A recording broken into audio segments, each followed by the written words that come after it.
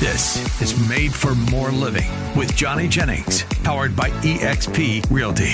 Online at madeformoreliving.com. So COVID was a weird time, horrible time. A lot of people lost their lives. A lot of businesses went out of business, but it moved the needle on a lot of other aspects, specifically tech-related. Like before COVID, I barely even knew what a QR code was.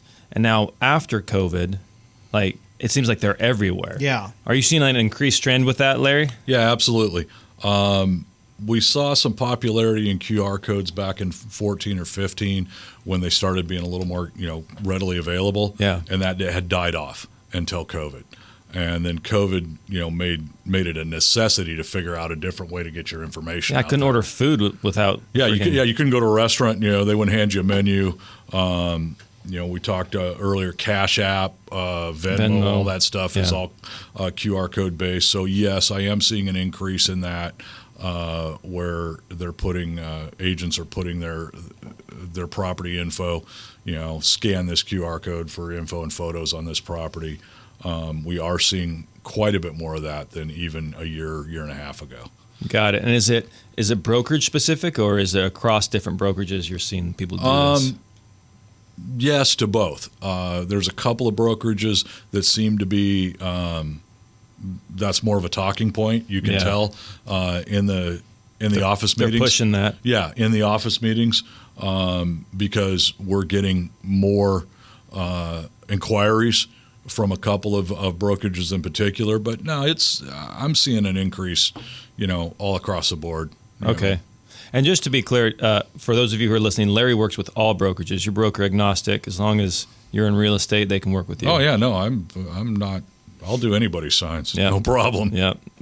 And so we're seeing that's one trend that you're seeing is an increase in QR codes. Mm-hmm. But we were also talking about real estate agents and how they sometimes move around and change brokerages and just their thought process around that. I think that's interesting for people to kind of process. Well, there's every year, regardless of the market, at the end of the calendar year and at tax time, that's when we see the most movement from agency to agency. So when you're saying you see the most movement, they're calling you and saying, "Hey, I need my signs remade." Yeah, or I'll even get inquiries from agents going, "Hey, I'm thinking about this company. Yeah.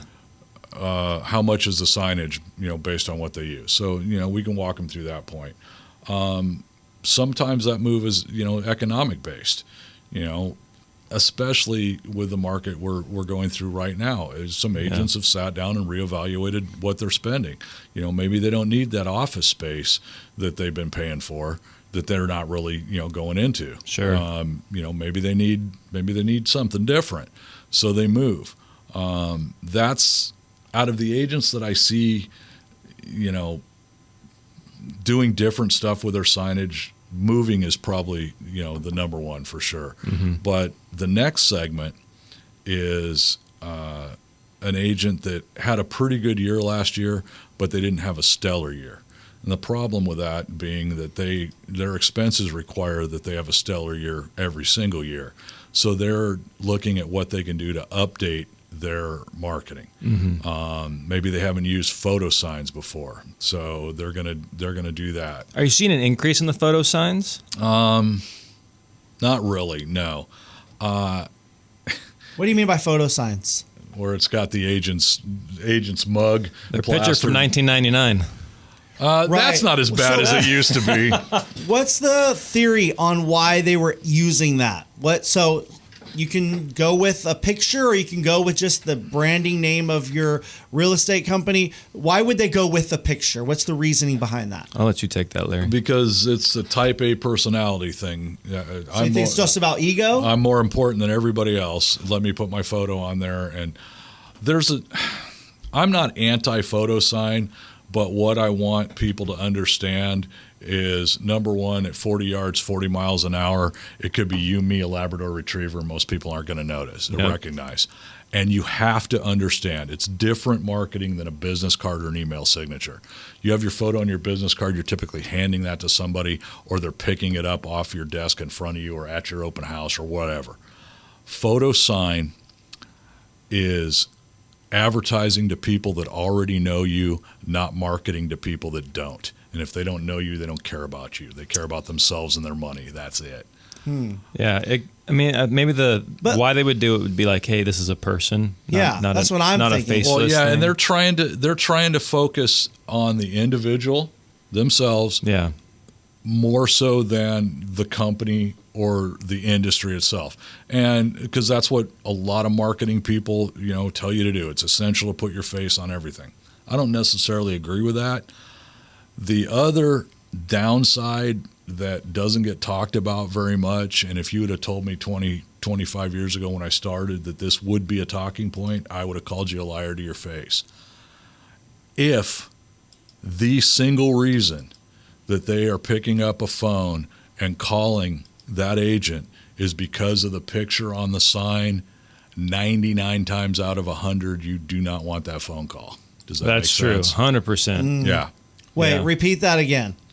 If the single reason that they are picking up the phone and calling that agent is because of the photo on the sign, it's for a negative reason. Why? Explain that. Oh, if it's a female and they're getting somebody's wanting to something inappropriate. It's it's potentially not safe. Yeah. So then it seems pretty conclusive and clear that Johnny should not be putting his picture on any signage whatsoever. I'm safe. I'm safe. Nobody wants this. Nobody's calling me. Yeah.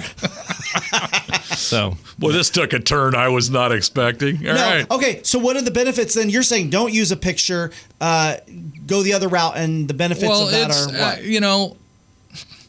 It's 6 of one, half a dozen of another on a picture. If understand the pros and cons of it, I understand why a lot of people do it, and there's some good benefits to using a picture on your listing sign. If you're working a specific geographic farm, it puts recognition to that's the same agent.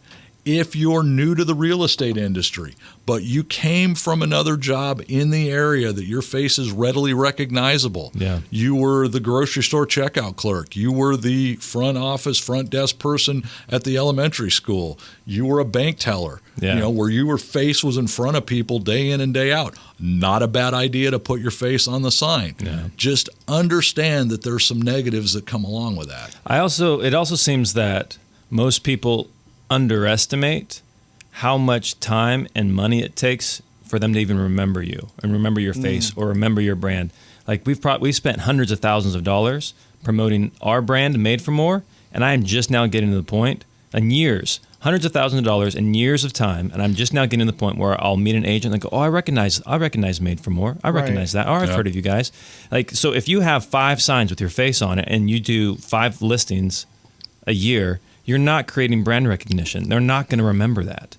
But if you have 13 houses for sale in a community, if they're hearing you on the radio, if they're seeing you driving down on a billboard, then all of a sudden, I recognize that person. But there's probably a handful of people that I would recognize, like based off either the name or the picture. Tom Daves being one of them. Like that guy can't go anywhere without being stopped. Oh, you're Tom Daves, Right. But that took he's been doing this since 1977. Yeah. So that took decades. Actually, and you go a ways back with Tom as well, right? Absolutely. I've been doing stuff for Tom for 20 plus years. 20 plus years. How'd you guys get started? When he moved to Keller Williams, actually. Was he with Remax before that? Who was Tom with before that? Caldwell? I think he was a Caldwell banker. Okay. But yeah, way back in the day, we did almost all the Keller Williams signs, and so it was kind of a no-brainer. So you saw his face a lot then if you were with Keller. And then he and Brent and it was funny. We talk about market shifts, and in 2008 going into 2009. That's when I opened Paradise Signs. The worst possible time to A, open a business, and B, open something that was, life dependent on the real estate industry. That was not a super great choice, but you do what you have to do. Yeah. There were the first half of 2009. There were about 4 agents in this area that we were doing multiple signs for. because of bank-owned REO, that kind of stuff. And we were still making signs for other agents, but it was one sign here, one sign there. Maybe somebody needed two because, it was out in the country and they needed a directional sign to get them there. But that was it. Guys like Tom, guys like John Brophy, Warren Adams, Andrew Lee, those were the guys in 08, 09 that were just moving forward because they shifted, they pivoted with how the business had to be done. They wanted to do the REOs and the bank-owned stuff, and some agents didn't at that time. Yeah. And that's a business choice. I mean, you do what you're comfortable with, and it's just like, somebody told me years ago that I was in an office and there was a training, a meeting going on. And it was somebody out from an outside company that was pitching whatever they were pitching. And I was talking to an agent, very, very well known, very seasoned agent in this area. And I was kind of giving him a hard time. I said, shouldn't you be in there learning the newest, latest, and greatest? And he looked at me and he said, let me tell you something. He goes, I don't care what that guy's selling. I don't care if he's the FSBO guy, the cold call guy, the open house guy. The great thing about the real estate industry is whatever program it is, it works if you work. 100%. Right. It works if you work it. And that's, that just doesn't go for real estate. That's just business in general. What are you comfortable with? If you don't like sitting in an open house and talking to people that come into open houses, you probably shouldn't buy 40 open house signs and think about doing that every weekend. It's going to take up space in the garage. Yeah. I mean, the real estate is realtors are lucky in a sense that there's a lot of different niches you can run. And I've been doing this a long time. I've met a lot of agents. I can point out a success story in every one of those niches. I know people that kill it with open houses, and they love doing that. They get up, they're excited on the weekend to get That's up probably key. and do an open house. Or I've got agents that are doing late afternoon, midweek open houses, trying to catch people on their way home from work. Hey, maybe your kids got soccer all weekend. You don't have time to go out and look at an open house. Hey, come by and look at it at 5:30 on a Tuesday. Yep. But yeah, if you find a niche you like, if you want to be the neighborhood realtor, in your neighborhood or in your kid's school's neighborhood or whatever.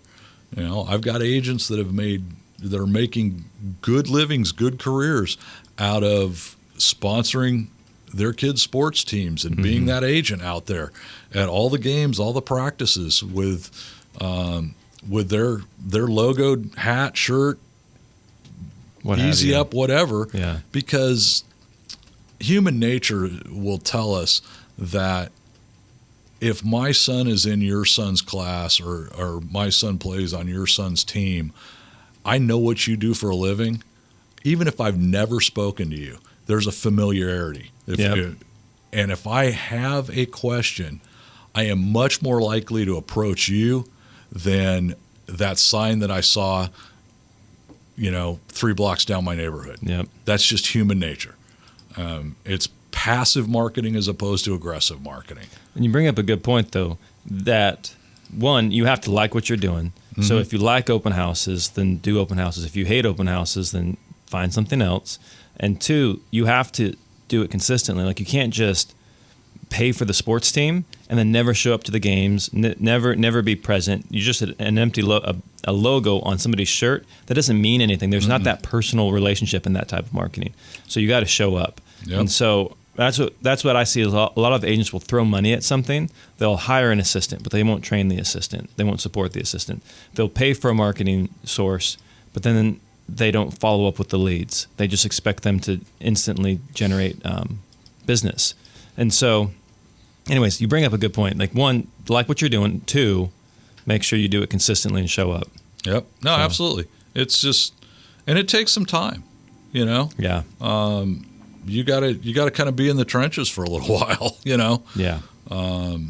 Because there's so many shiny objects. A lot of agents are like, oh, I'm going to try this, I'm going to try this, I'm going to try this. And then they eventually it either gets beat into them that, hey, I need to pick something and stick with it, or they get out of the industry.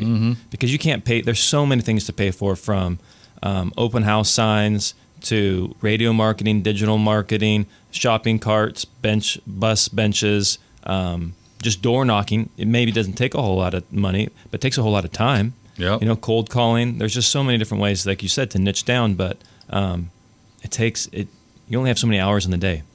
Well, and the hard point for some people, and I run across this in my business, is you start out focused, and I have ADD worse than most humans I know, so I can speak from experience. You're doing the program, you're going through the motions of marketing, advertising, contacting people, getting more business, setting that ball in motion, setting it rolling.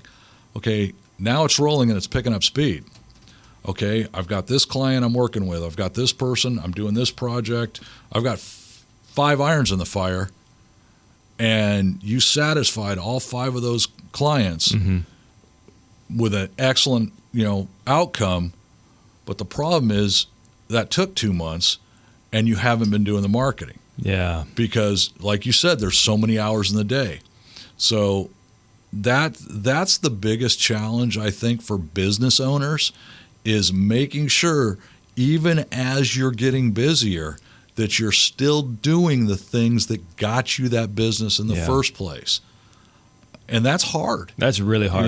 The only way I found to keep the lead generation pedal down, right, in terms of attracting new business or generating new business, is to hire it out. And so what we do at the Made for More is we have a team of people that are constantly working the phones, constantly following up with inquiries, and making sure that we're not letting any stone go unturned. So that way, when they are ready to buy, when they are ready to sell, they're ready to go. And so my calendar is constantly filling up with opportunities to speak with either agents looking to make a move or sellers looking to make a move. That's and smart. then our agents' calendars are also being filled up with buyers.